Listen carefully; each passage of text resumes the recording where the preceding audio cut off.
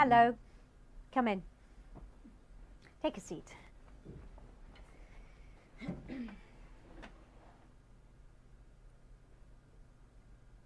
This is the speaking test of the International English Language Testing System, taking place on Saturday the 29th of September at Didtown Centre. Centre number DD783. The candidate is Javier Manuel Rico, and the candidate number is 0004290.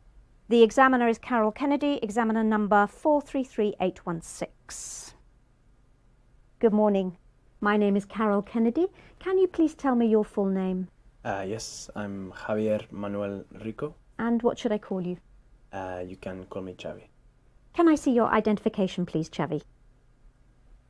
Here.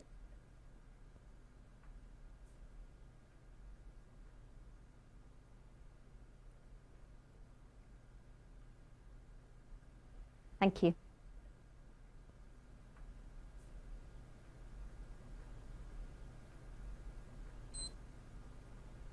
Right. In the first part of the interview, I'm going to ask you some questions about yourself. So let's talk about what you do. Do you work or study? I'm still studying in my final year. I've nearly finished my course. And what are you studying? And do you enjoy it? I'm studying law, and yes, I do enjoy it, most aspects of it, but in this final year there is a lot of hard work and a lot of reading, and I cannot say that I enjoy all of this reading, but what I really enjoy is working on case studies. What I mean is discussing cases. I like to exchange ideas with people. So what are your future plans? I want to have a career in law. I have to decide which area to specialize in first, and then maybe study for another 4 or 5 years. I hope to specialize in environmental law, which is the law that businesses use to have to abide by to ensure that their practices do not affect the environment. Let's talk about friendships. How do you spend time with your friends? Like most other people, I think, having a drink or a meal. I play football sala with some old friends. I think it's called five-a-side in this country. There are sometimes 6 or 7 of us. I haven't been able to keep it up, so I'm looking forward to getting back into it. And is there one person you could call your best friend? I would say maybe my girlfriend is my best friend.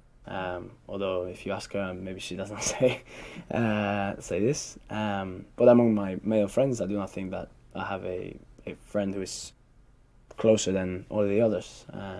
In Spain, we tend to have a big group of friends. On the weekend, maybe a Friday or Saturday, we will all go out together.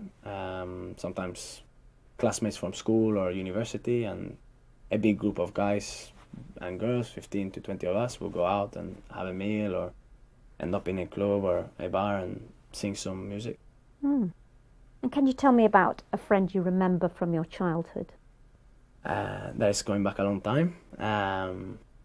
There is a boy that I don't know now, but was a very good childhood friend of mine, was called Hector. We were about 9 or 10 years old, and we did everything together. He was kind of geeky, I guess. I had other friends that I had similar interests with and I did sport with, but I like Hector because he was very different. He used to play with chemistry sets and fix engines and things like this. But then we went on to different secondary schools and we made new friends and we grew apart. Now let's move on to talk about culture.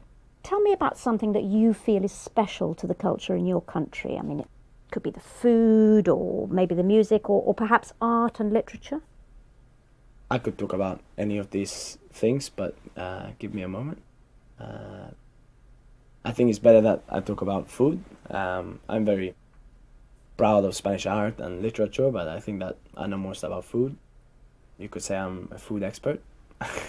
Actually, I think Spanish food could be more recognized. I mean, everybody knows dishes like tortilla and paella, and there are tapas restaurants in every city, but our cuisine is more sophisticated than that. And when everybody comes to Spain, they think that we only ever eat snacks, and when you go for a meal, there are lots of dishes on one table. There are some very good tapas restaurants, but most of them are, how do you say, specialized, not specialized, standardized, because they make the food so that everybody will like it. It's like Italian food or Chinese food. So is there a traditional dish that's associated with your country? I'd say that there are not one traditional dish, but there are many regional dishes that are famous. For example, paradilla is very famous in coastal areas, which is grilled seafood, and a good one will have every kind of fish you can imagine. But if you're in the mountains, you will eat food that is from the mountains, maybe a deer or goat or things like this. But don't think that Spanish food is necessarily just about traditional dishes. Like I say, the best restaurants are the most adventurous. Thank you.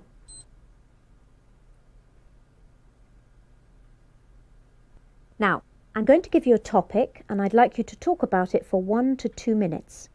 You have 1 minute to plan what you're going to say and you can make notes if you wish. You understand? Yes. So, there's your paper and pencil. And it's your topic. So, I'd like you to describe an event that you attended recently.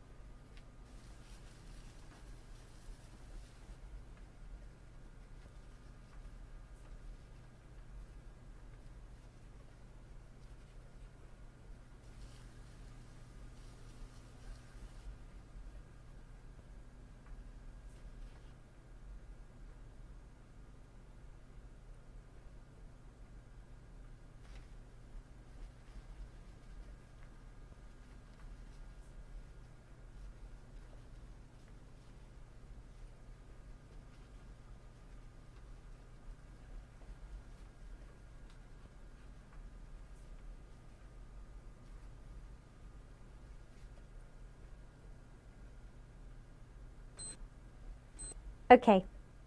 Now you have 1 to 2 minutes for this, so don't worry if I stop you. I'll tell you when the time's up. Could you please start speaking now? I'm going to talk about my grandparents' golden wedding anniversary, which was 2 months ago. They're in their 70s now and have been married for 50 years, so it was a very special day. I have been to many kind of anniversaries and parties and weddings, but I must say that I enjoyed this day more than any other. It was a moving and memorable day. I think that the combination of the importance of the day and the fantastic atmosphere was what made it so special. This anniversary was in a country house, which in Spain we call una finca, which is like an old ranch. There were many guests who came from far and wide. This venue was perfect because there was a courtyard and a big garden, a magnificent hall where we could have the evening meal. My girlfriend and my brother's girlfriend, they came together with us. As soon as we arrived with everybody there, my mother, she saw everybody and started to cry. I can tell you that my mother, she cries very easily, and there were plenty more tears on this day. There were musicians playing in the courtyard, like an orchestra with just 4 people, and everybody had a glass of champagne. Now, perhaps the most important thing of this day was the people that I saw there. I saw many uncles and aunts that I had not seen for many years, and many cousins that I had not seen since I was a boy. My mother's brother came from Canada, and one of my grandfather's sisters came from Australia. It was very emotional, and it was wonderful to see my grandparents this happy. The best moment for me was when my grandfather made his speech. He thanked my grandmother for sticking with him all these years, and it was not only my mother crying at this point, I can assure you. He is a very good speaker, and he made everybody laugh as well. And finally, of course, they cut the cake, and everybody came together for the group photo. And, Thank you. So what time did you get to bed that night? I think we were some of the last to leave at around 2 a.m. Thank you. Can I have the booklet, the pencil and the paper? Thank you.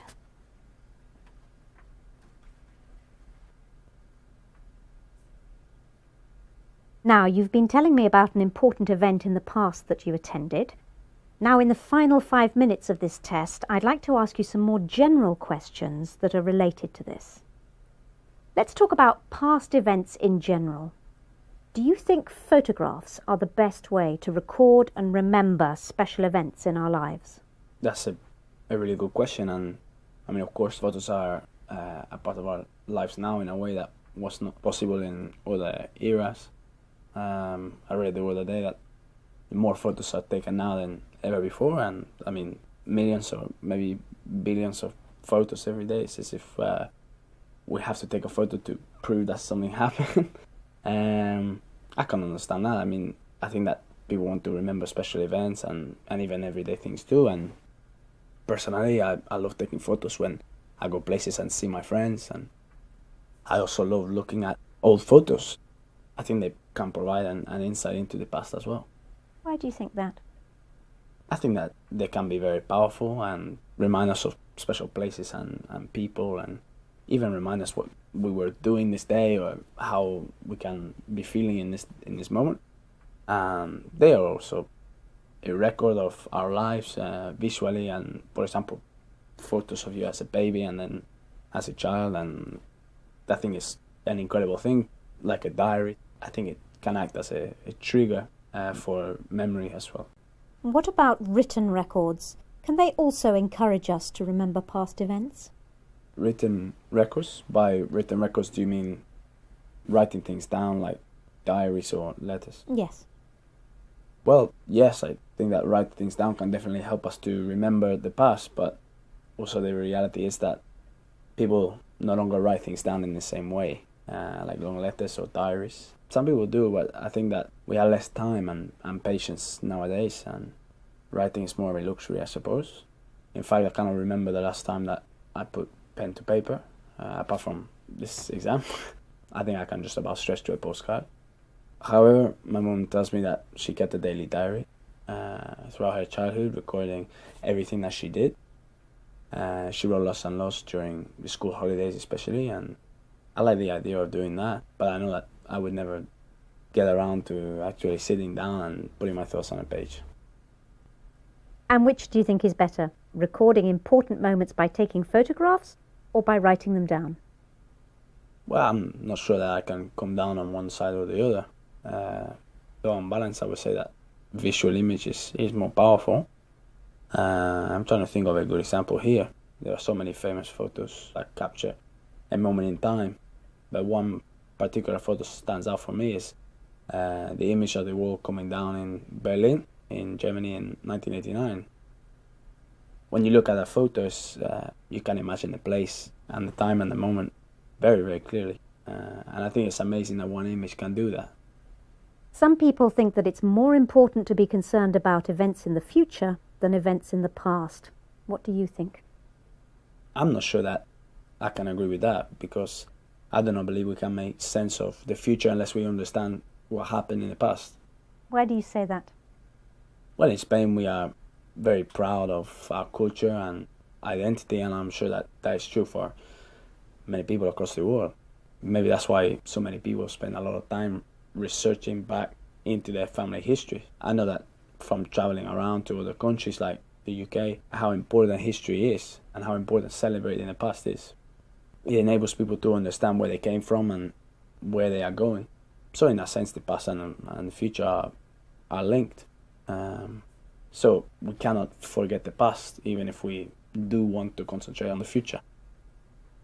Thank you very much. That's the end of the speaking test. Thank you.